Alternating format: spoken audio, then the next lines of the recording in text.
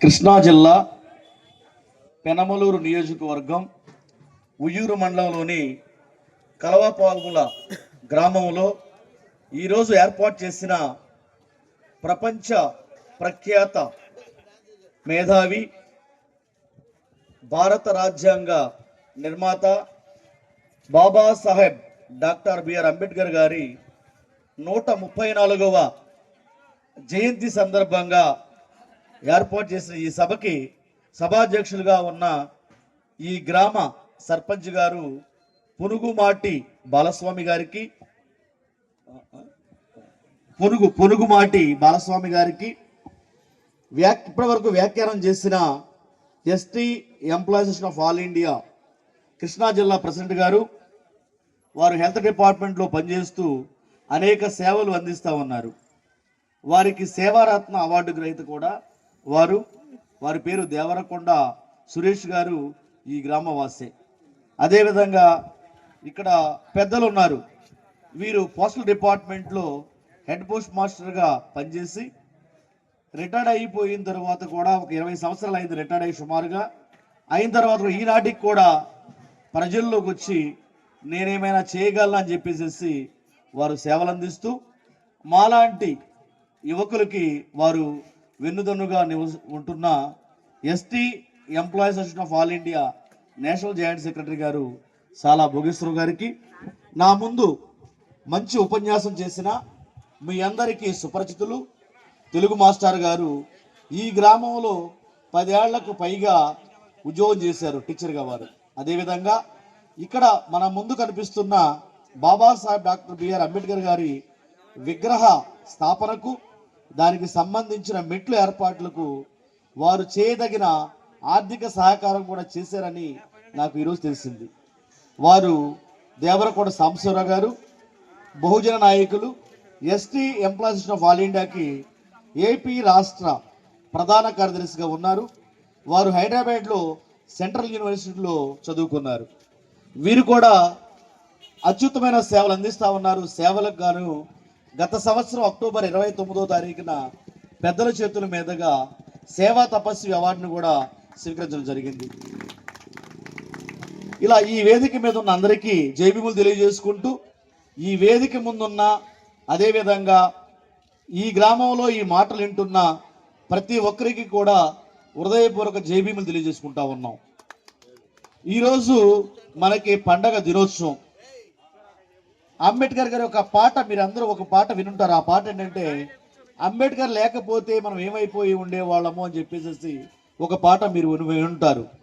నిజంగానే ఒకవేళ అంబేద్కర్ గారు 1891 ఏప్రిల్ 14వ తారీఖున మావు అనే గ్రామంలో, ఒకప్పటి మధ్యప్రదేశ్ ఇప్పటి మహారాష్ట్రలో గనక జన్మించి ఉండకపోతే, ఒకవేళ వారు బడికి వెళ్ళకపోయి ఉంటే, వారు బాగా చదువుకుని ఉండకపోతే, ఒకవేళ ఈ భారతదేశం యొక్క చరిత్రని, అంటే ఈ దేశంలో 4000 సంవత్సరాలుగా ఉన్న వర్ణ వ్యవస్థ గురించి, కుల వ్యవస్థ గురించి, అంటరానితనాన్ని గురించి, ఈ దేశం యొక్క సామాజిక పరిస్థితుల గురించి తెలుసుకుని ఉండకపోతే, ఈ భారతదేశంలో వారిని సంస్కృతం చదవనివ్వకపోయినప్పుడు, ఎందుకు చదవనివ్వకపోయారంటే, చదవనివ్వలేదంటే, ఈ దేశంలో ఉన్న మనువాదులు అంటే అణిచివేసే ధోరణి కలిగిన వాళ్ళు, అణిచిపెట్టే వాళ్ళు ఏ కులంలోనైనా ఎక్కడైనా ఉండొచ్చు.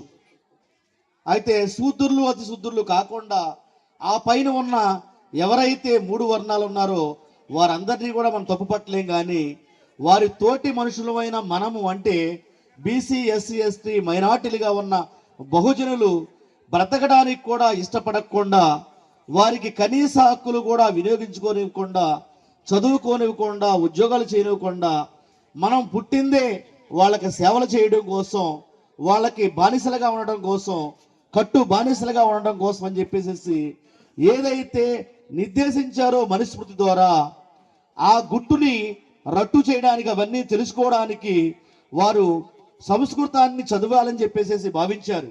ఎందుకంటే ఈ దేశంలో బాబాసాహెబ్ అంబేద్కర్కి ముందు ఎన్నో వేదాలు, ఉపనిషత్తులు, ఇతిహాసాలు, పురాణాలు వగైరా వగైరా ఎన్నెన్నో గ్రంథాలు ఉన్నాయి. ఆ గ్రంథాల వలన ఈ దేశంలో ఉన్న ప్రజలు బాబాసాహెబ్ అంబేద్కర్కి పుట్టుకకి మునుపు ఈ దేశంలో మన అక్షరాస్యులుగా మనం లేము. మహా అయితే 1,00,000 మందికి ఒకరో ఇద్దరో మాత్రమే ఈ దేశంలో చదువుకున్నాం. కానీ ప్రియమైన మిత్రులారా, సోదరి సోదరిమణులారా, నాయకులారా, ఇతులారా, స్నేహితులారా, ఈ కలవపాముల గ్రామ ప్రజలారా, చిన్నారులారా, ఒక్కసారి ఆలోచించండి. ఒకవేళ బాబాసాహెబ్ అంబేద్కర్ గారు మన కోసం ఉద్యమాలు చేయకపోతే, మన కోసం పోరాటాలు చేయకపోతే ఈ రోజు కూడా మనకు చదువు ఉండేది కాదు. అదేవిధంగా ఒక నేషనల్ హైవేకి అతి దగ్గరలో ఉన్న కలవపావుల గ్రామంలో ఈ రోజున యథేచ్ఛగా మనం జీవిస్తున్నామంటే, మనకి కోరిన తిండి తింటున్నామంటే, ఇష్టమైన పని చేస్తున్నామంటే, అదేవిధంగా ఇష్టమైన చదువును చదువుకుంటున్నామంటే, ఇష్టమైన ఉద్యోగం చేస్తున్నామంటే అది కేవలం బాబాసాహెబ్ డాక్టర్ బిఆర్ అంబేద్కర్ గారు తన 66 సంవత్సరాల జీవితంలో మన కోసం ఎన్నో చదువులు చదివి, ఎన్నో పోరాటాలు చేసి, ఎన్నో ఉద్యమాలు చేయబట్టి చివరికి భారత రాజ్యాంగం రచనా సందర్భంలో వారు అనారోగ్యానికి గురయ్యి, అనారోగ్యంలో కూడా ఉండి, అతి మూత్ర వ్యాధితో బాధపడుతూ, అతి చక్కెర వ్యాధితో అంటే షుగర్ వ్యాధితో బాధపడుతూ ఎన్నో కష్ట నష్టాలు కోర్చి ఈ యొక్క భారతదేశానికి అద్భుతమైన రాజ్యాంగాన్ని అందించారు. ఈ అద్భుతమైన రాజ్యాంగంలో మన కోసం, బడుగు బలహీన వర్గాల కోసం, అంటే దళితుల కోసం, అంటే ఓవరాల్గా బీసీ, ఎస్సీ, ఎస్టీ మైనార్టీల్ని మనము బహుజనులు అంటాము. ఈ బహుజనులకి అప్పటి వరకు ఏవైతే హక్కులు లేవో, చదువుకునే హక్కు లేదు, జీవించే హక్కు లేదు, ఉద్యోగం చేసుకునే హక్కు లేదు, ధైర్యంగా మతాన్ని స్వీకరించే హక్కు లేదు.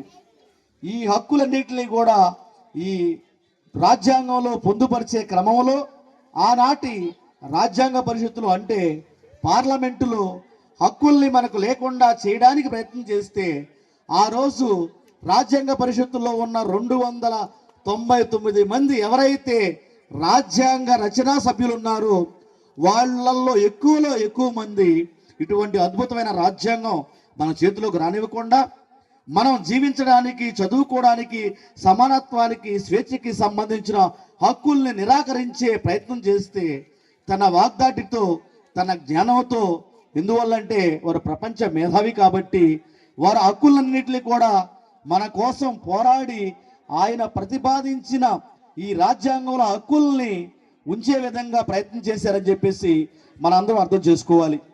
ప్రియమైన మిత్రులారా, ఈ రోజున ఈ దేశంలో కొన్ని లక్షలాది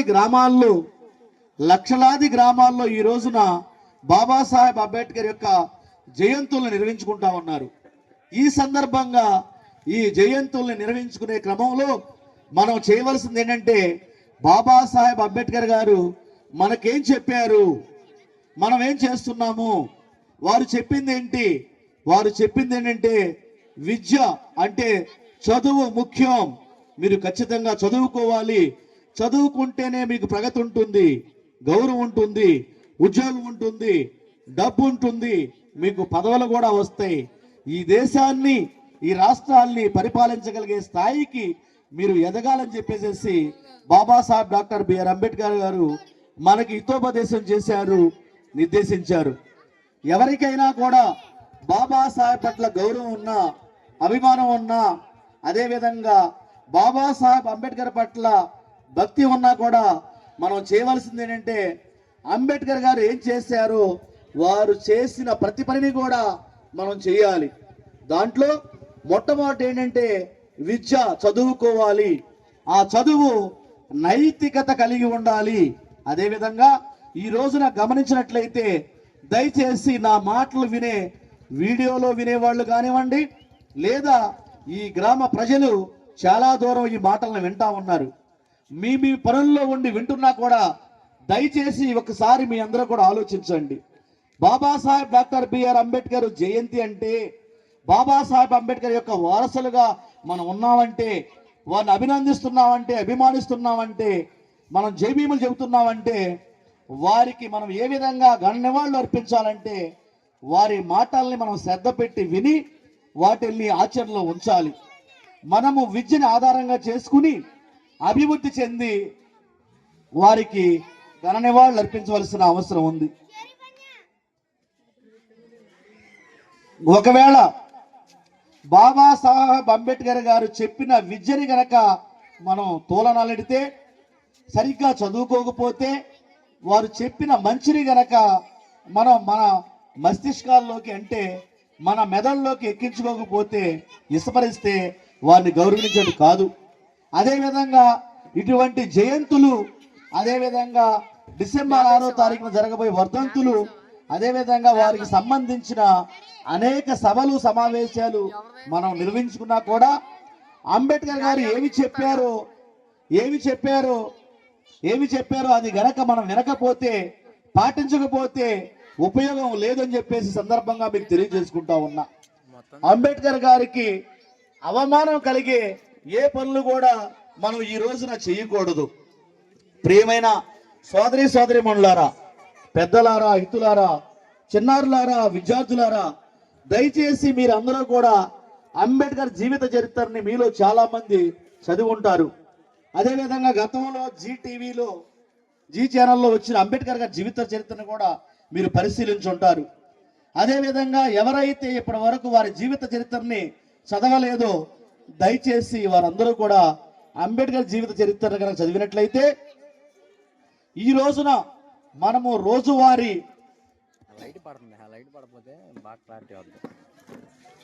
మనము నిద్ర లేచిన దగ్గర నుంచి నిద్రపోయే వరకు ఏ కార్యకలాపాలు అయితే నిర్వహిస్తూ ఉంటామో ఆ కార్యక్రమాల్లో అనేక చోట్ల అనేక సందర్భాల్లో మనం వివక్షను ఈ రోజు నాటికి కూడా ఎదుర్కొంటున్నాం. అంటరానితనాన్ని కూడా ఎదుర్కొంటున్నాం. అంటే ఒకవేళ ఈ రోజున అంటరానితనం అనేది భౌతికంగా లేకపోవచ్చు, మన పక్కన మనకంటే పెద్ద కులాలు కూర్చోవచ్చు, కానీ వారి మనస్సుల్లో, వారి ఆలోచనల్లో మన పట్ల ఏదైనా వివక్ష ఉందా అని ఆలోచించాలి. అది మనకి వాళ్ళు మనతో వ్యవహరించే తీరు కానీ, మనకి ఏదైనా అవకాశాలు వచ్చినప్పుడు అవకాశాన్ని కల్పించేటప్పుడు కానీ ఖచ్చితంగా ఎక్కువలో ఎక్కువ మంది మనల్ని దూరం పెడతా ఉంటారు మానసికంగా. దాన్ని మేధోపరమైన వివక్ష అంటారు. వీటిలన్నింటినీ కూడా ఎదుర్కోవాలంటే అది జ్ఞానంతోనే చేయగలం ఏదైనా కూడా. అంబేద్కర్ గారు ఇందాక సాంబశివరావు గారు చెప్పడం జరిగింది. అంబేద్కర్ గారు ప్రపంచ మేధావి. ఈ రోజున ప్రపంచ జ్ఞాన దినోత్సవంగా ప్రకటించి ఐక్యరాజ్య సమితి అంటే ప్రపంచ దేశాలన్నిటికీ కూడా హెడ్ అన్నమాట, తల లాంటిది, ప్రపంచానికి తల లాంటిది, ప్రపంచానికి మెదడు లాంటిది ఐక్యరాజ్య సమితి. ఐక్యరాజ్య సమితి ఈ రోజున బాబాసాహెబ్ డాక్టర్ బిఆర్ అంబేద్కర్ గారిని మనం ఈరోజు ఎవరినైతే మన దేవుడుగా మనం భావిస్తా ఉన్నామో, ఎవరి పట్ల అయితే గౌరవాన్ని చూపిస్తున్నామో, ఎవరి జయంతిని అయితే నిర్వహించుకుంటున్నామో, ఈ జయంతి ఏదైతే ఒక పండగ వాతావరణంగా ఉందో ప్రపంచవ్యాప్తంగా వారిని ఈ రోజున ఒక జ్ఞానానికి ప్రతీకగా, జ్ఞానానికి మారుపేరుగా, జ్ఞానానికి నిలువెత్తు నిదర్శనంగా చూస్తూ ప్రపంచంలో ఉన్న అధికారికంగా ఉన్న 194 దేశాలు, అనధికారంగా ఉన్న మరొక 50 దేశాలు, సుమారుగా 250 దేశాలకు పైగా ఈ రోజున బాబాసాహెబ్ అంబేద్కర్ గారిని ప్రపంచ మేధావిగా గుర్తిస్తూ వారి యొక్క ఆశయాల్ని, వారు చెప్పిన సిద్ధాంతాన్ని, వారి భావజాలాన్ని, ఈ దేశానికి వారు అందించిన జ్ఞానాన్ని ఈ రోజున ఒక ఉదాహరణగా తీసుకుంటా ఉన్నారు.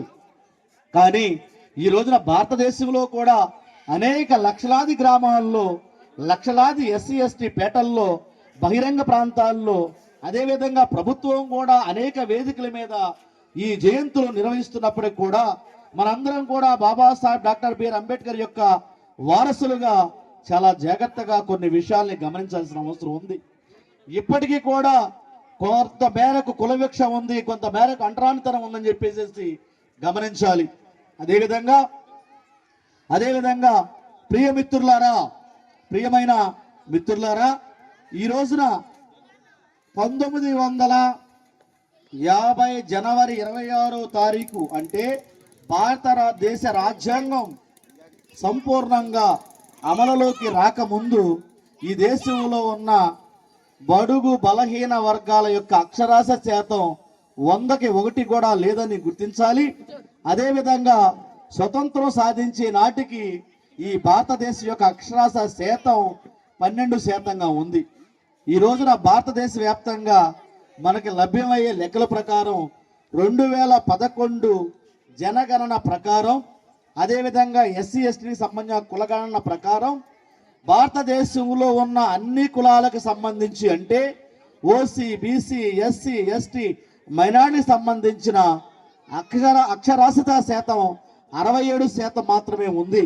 అంటే సంవత్సరానికి బాబాసాహెబ్ అంబేద్కర్ గారు రాజ్యాంగాన్ని మనకు అందించి అందరికీ చదువుకునే హక్కు కల్పించిన తరువాత కూడా సంవత్సరానికి 1% కూడా అక్షరాస్యత పెరగలేదు అని చెప్పేసి మనం గుర్తించాల్సిన అవసరం ఉంది. అదేవిధంగా ప్రియమైన మిత్రులారా, ఎస్సీ ఎస్టీకి సంబంధించి అయితే ఆనాడు 1% అక్షరాస్యత ఉంటే ఈ రోజున 2011 లెక్కల ప్రకారం షెడ్యూల్ ట్రైబ్ ఎస్టీలకు అయితే 46% అక్షరాస్యత ఉంది ఆంధ్రప్రదేశ్లో. అదే ఎస్సీల్లో అయితే 56% ఉంది, బీసీల్లో అయితే 60% ఉంది. మొత్తంగా ఓవరాల్గా తీసుకున్నట్టయితే సమాజంలో 67% ఉంది. మరి ఆనాడు బాబాసాహెబ్ అంబేద్కర్ యొక్క ఆశయాల్లో మొదటి ఆశయం ఏంటంటే ప్రపంచ దేశాల్లో ఈ భారతదేశం అగ్రగామిగా నిలవాలి. ఈ భారతదేశంలో ఉన్న సహజ వనరులు అంటే భూమి, ఆ భూమిలో మనకి లభించే అన్ని ఖనిజాలు, నీళ్లు, ఈ మొత్తాన్నింటినీ కూడా ఈ భారతదేశంలో ఉన్న మానవ వనరులు అంటే మనుషులు సమర్థవంతంగా సద్వినియోగం చేసుకుని ప్రపంచ దేశాల్లో భారతదేశాన్ని అగ్రగామిగా నిలపాలని చెప్పేసి వారు కోరుకున్నారు. దానికోసం వారు పాటుపడ్డారు, కృషి చేశారు, వారి జీవితాన్నే త్యాగం చేశారు. వారి జీవితం యొక్క ఆయన యొక్క ప్రాణ త్యాగం ఏదైతే ఉందో ఆ త్యాగాల పునాదుల మీద ఈరోజు మనం జీవిస్తూ ఉన్నాం. ఇప్పటికి కూడా ఎస్సీ ఎస్టీలు అదేవిధంగా బీసీలకు సంబంధించి ఇప్పుడు కనుక అక్షరాస్యత లెక్కలు కనుక తీసినట్లయితే 100కి మహా అయితే 60% చదువుకుంటాం.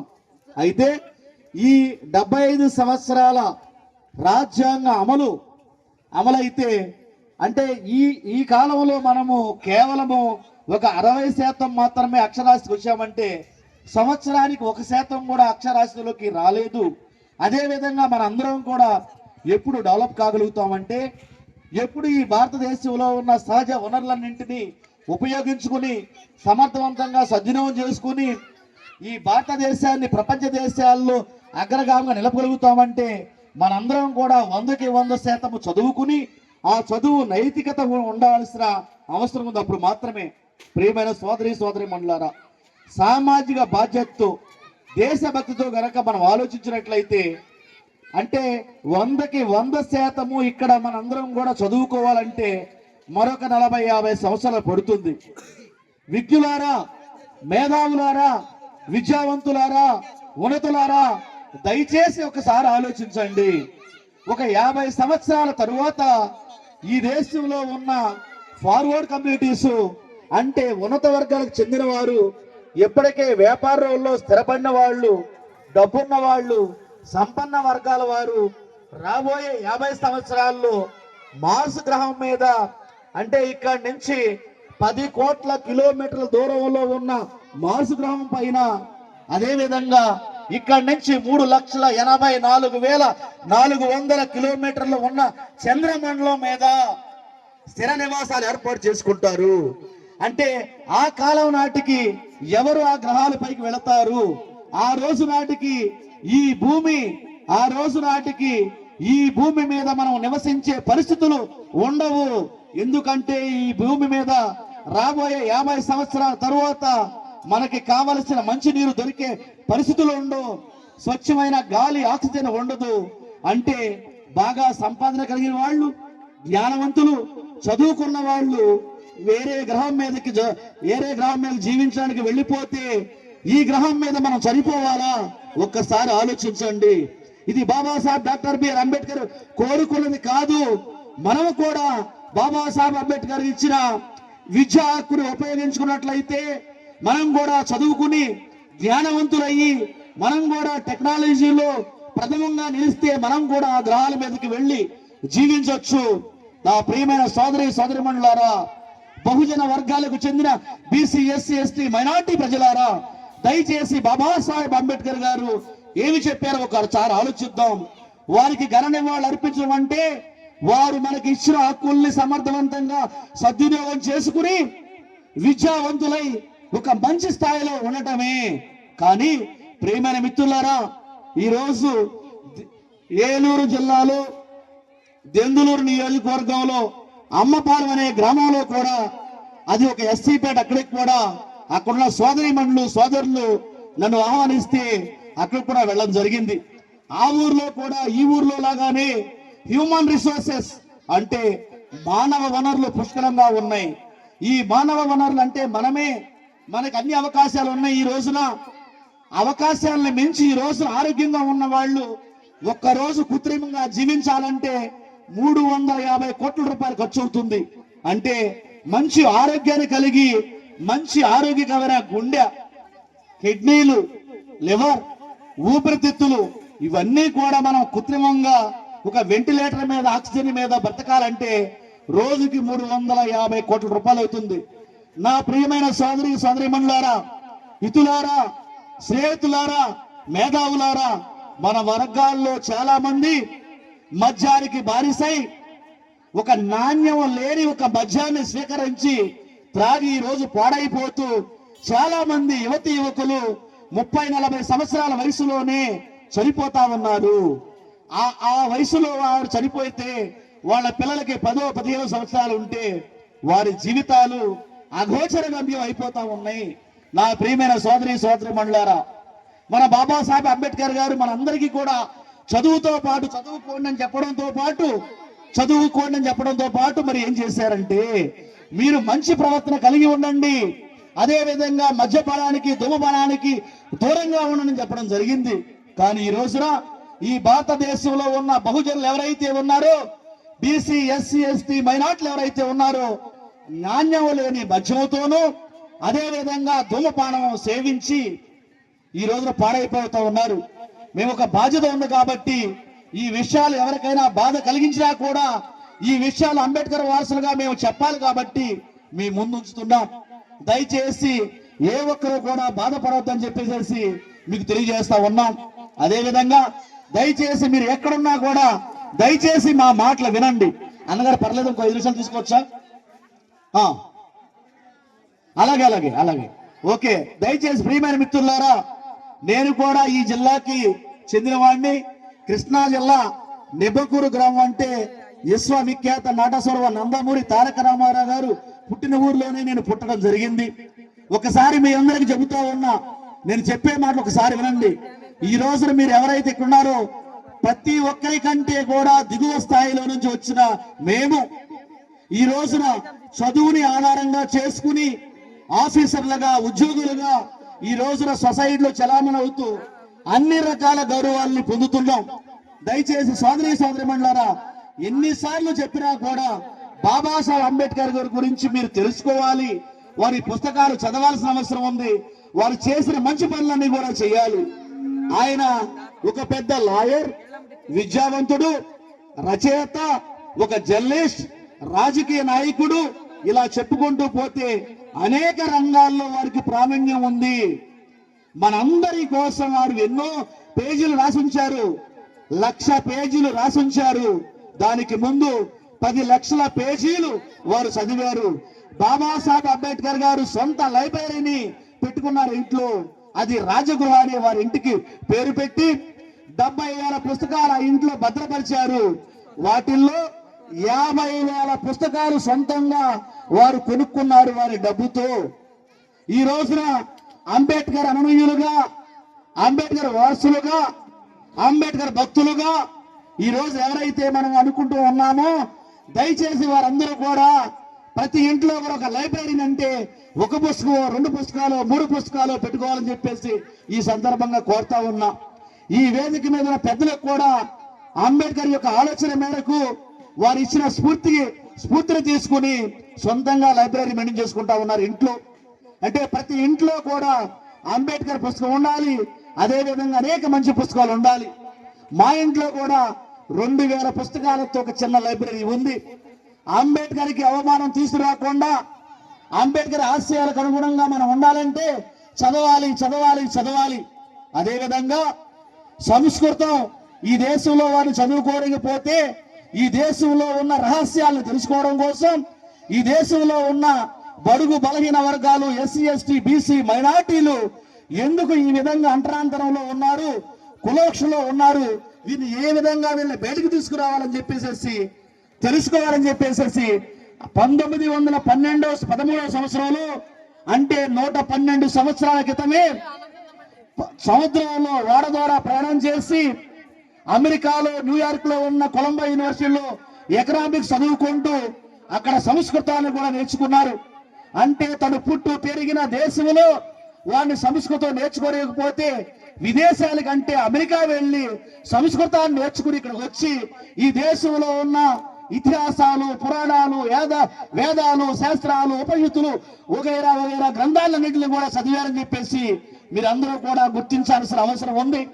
ఈ సందర్భంగా చదువే ముఖ్యం కాబట్టి దయచేసి కలవపాముల గ్రామంలో ఉన్న ప్రతి ఇంటిలో ఉన్న బిడ్డని, ఈ ప్రతి విద్యార్థిని కూడా ఈ సందర్భంగా మిమ్మల్ని ప్రార్థించేది ఏంటంటే, వేడుకునేది ఏంటంటే, దయచేసి మీరు అంబేద్కర్ యొక్క పుస్తకాలను చదవండి. అంబేద్కర్ పుస్తకాలతో పాటు అనేక పుస్తకాలను కూడా మీరు చదవాలని చెప్పే సందర్భంగా మీ అందరినీ కూడా ప్రార్థిస్తా ఉన్నా, వేడుకుంటా ఉన్నా. చదువే మనకి ప్రగతి, విజ్ఞానమే మనని మంచి స్థాయిలో ఉంచుతుంది. అంబేద్కర్ గారు ఆ రోజునే 3 దేశాల్లో చదువుకున్నారు. అమెరికా, ఇంగ్లాండ్, జర్మనీలో చదువుకున్నారు. ఇందాక మన వాళ్ళు వేదిక మీద ఉన్న వాళ్ళు చెప్పారు, వారు చనిపోయే నాటికి వారి ఇంట్లో ఉన్న సర్టిఫికేట్స్, లభ్యమైన సర్టిఫికేట్ చూసుకున్నట్లయితే 32 డిగ్రీల్లో వారు పట్టా సంపాదించారు. 32 క్వాలిఫికేషన్స్, ఇంకా 60 వరకు అని చెప్పేసి కూడా చాలా మంది చెప్తా ఉంటారు. అదేవిధంగా ఈ రోజు ఈ సమావేశంలో వందలాది మంది మహిళలు, బాలికలు కూడా ఉన్నారు. ఈ విషయాన్ని అందరూ కూడా మీరు ఎక్కడ నిలబడినా, ఎక్కడున్నా, మీరు ఏం చేస్తున్నా దయచేసి ఈ మాటలు ఒకసారి వినండి. ఎందుకంటే సుదీర్ఘ ప్రాంతాల నుంచి ఈ రోజు నైట్ మేము ఇంత దూరం ప్రయాణించి మీకోసం వచ్చామంటే మన సోదరిమణులకి బాబాసాహెబ్ అంబేద్కర్ గురించి 4 మాటలు చెప్పాలి, గుర్తు చేయాలి, అది వారికి ఘననివాళిగా ఉంటుందని చెప్పేసి రావడం జరిగింది. దయచేసి మీరందరూ కూడా జాగ్రత్తగా వినండి. ఈ రోజున ఈ దేశంలో ఉన్న అన్ని వర్గాలకు చెందిన మహిళల యొక్క అక్షరాస్యత 50% కూడా దాటలేదు. ఒక్కసారి గమనించండి. మహిళలందరూ చదువుకుంటేనే, అంటే బాలికలందరూ చదువుకుంటేనే ఈ దేశ ప్రగతికి అది సోపానం అవుతుంది. కాబట్టి బాబాసాహెబ్ అంబేద్కర్ గారు స్వతంత్రం రాకముందే 1942 నుంచి 46 వరకు బ్రిటిష్ ఇండియా గవర్నమెంట్ లో, అంటే మన ఇండియాలో ఉన్న పెద్ద మనుషుల యొక్క సహకారంతో ఈ దేశాన్ని పరిపాలించే సందర్భంలోనే 1942 నుంచి 40 వరకు కార్మిక శాఖ మంత్రిగా పనిచేశారు. ఆ తరువాత స్వతంత్రం వచ్చిన తర్వాత ఈ దేశానికి తొలి న్యాయశాఖ మంత్రిగా పనిచేశారు. ఆ సందర్భంలో ఈ దేశంలో ఉన్న అన్ని వర్గాల స్త్రీల కోసం, బాలికల కోసం ద హిందూ కోడ్ బిల్ అని చెప్పేసి మహిళల యొక్క, బాలికల యొక్క సమగ్ర అభివృద్ధి కోసం, అంటే సంపూర్ణ అభివృద్ధి కోసం ద హిందూ కోడ్ బిల్ అని చెప్పేసి పార్లమెంట్ లో ప్రవేశపెడితే ఆనాటి పాలకులు, పెద్దలు ఈ దేశంలో ఉన్న స్త్రీలు, అంటే బ్రాహ్మణ, క్షత్రియ, వైశ్య వీరితో పాటు, అంటే మా ఇంట్లో ఉన్న స్త్రీలు కూడా బహుజన స్త్రీలే కాదు, వాళ్ళు కూడా చదువుకోవడానికి వీల్లేదు, వాళ్ళు డెవలప్ కావడానికి వీల్లేదంటే కాదు, ఈ దేశంలో ఉన్న బాలికలు, మహిళలు అందరూ కూడా అభివృద్ధి చెందాలి అని చెప్పేసి ఆ రోజున భావించి ఈ హిందూ కోడ్ బిల్లు ప్రవేశపెడితే ఆ రోజున ఆ బిల్లు పాస్ అయ్యి కూడా చేశారు. అదేవిధంగా మరొక విషయం, ప్రియమైన మిత్రులారా, ఈ రోజున ఎస్సీ ఎస్టీలుగా ఉన్న మనము బీసీలతో మాట్లాడుతున్నప్పుడు బీసీ సోదరులు సోదరీమణులు చాలా మంది అంబేద్కర్ గారు బీసీ కోసం ఏం చేశారు అని చెప్తే మనం సమాధానం చెప్పలేకుండా ఉన్నాం. 340 అనే ఆర్టికల్ ఒకటి ఉంది, అది బీసీల యొక్క సంక్షేమం అభివృద్ధి కోసం. దానికి సంబంధించి ఆర్టికల్ ని కేంద్రంగా చేసుకుని బాబాసాహెబ్ అంబేద్కర్ గారు పార్లమెంట్ లో బీసీల యొక్క అభివృద్ధి కోసం సంక్షేమం కోసం సపరేట్ గా మరో బిల్లు ప్రవేశపెడితే ఆ బిల్లును కూడా ఆ రోజున పాస్ చేయలేదు. కాబట్టి ఈ రెండు అంశాలను బట్టి అంటే మన సోదరులైన బీసీల యొక్క అభివృద్ధి కోసం సంక్షేమం కోసం, అదేవిధంగా ఈ భారతదేశంలో ఉన్న స్త్రీలందరి కోసం బాలికల కోసం ప్రవేశపెట్టిన బిల్లుని ఆ రోజున పార్లమెంట్ పాస్ చేయలేదు. కాబట్టి ఆ రెండు అంశాలని గురించి మాట్లాడుతూ ఆ రోజున వారు పదవికి రాజీనామా చేశారని చెప్పేసి కూడా మనం గమనించాల్సిన అవసరం ఉంది. ఈ విధంగా బాబాసాహెబ్ అంబేద్కర్ గారు అనేక రంగాల్లో సామాజిక, రాజకీయ, ఆర్థిక, విద్య, వైద్య తదితర రంగాల్లో ఎన్నో సేవలు అందించారు. కాబట్టి బాబాసాహెబ్ అంబేద్కర్ గారిని మనందరం కూడా స్ఫూర్తిగా తీసుకుని మనం విద్యావంతులై కేవలం విద్యను అభ్యసించడమే కాకుండా జ్ఞాన సముపార్జన కోసం ఈ దేశ చరిత్రల్ని, ప్రపంచ దేశ చరిత్రల్ని, సామాజిక అంశాలన్నింటినీ కూడా మనం ఈ రోజున కరెక్ట్ గా ఉపయోగించగలగాలని చెప్పేసి తెలియజేసుకుంటూ, అదేవిధంగా ఈ రోజున ఎస్సీ ఎస్టీల్లో ఎక్కువ మంది క్రిస్టియానిటీలో ఉన్నారంటే భారత రాజ్యాంగంలోని 25 నుంచి 28 ఆర్టికల్ వరకు ఏదైతే వెసులుబాటు కనిపించారో ఆ వెసులుబాటును బట్టి మాత్రమే ఈ రోజున మన మతాన్ని స్వీకరించి మతంలో ఉన్నామని చెప్పేసి తెలియజేసుకుంటూ, నా మాటలు మీరంతా విన్నారని చెప్పేసి, అదేవిధంగా మా తోటి సోదరులైన మాల కులానికి సంబంధించిన పెద్దలు మమ్మల్ని ఆహ్వానించి, మేము షెడ్యూల్ ట్రైబ్ అయినప్పటికీ కూడా మమ్మల్ని కూడా సోదరులుగా భావించి ఈ రోజున ఈ వేదిక మీదకి ఆహ్వానించి ఈ గొప్ప గ్రామం అయిన, ఈ మహోన్నతమైన గ్రామం అయిన కలగపావుల గ్రామంలో అంబేద్కర్ గారి యొక్క 134వ జయంతి ఉత్సవాలకి మమ్మల్ని ఆహ్వానించి గౌరవించినందుకు, మా మాటలు విన్నందుకు మీ అందరికీ కూడా హృదయపూర్వక ధన్యవాదాలు తెలియజేసుకుంటా ఉన్నాం. జై భీమ్, జై భారత్. జై భీమ్, జై భారత్. జై భీమ్, జై Bharat. Thank you very much. Thank you.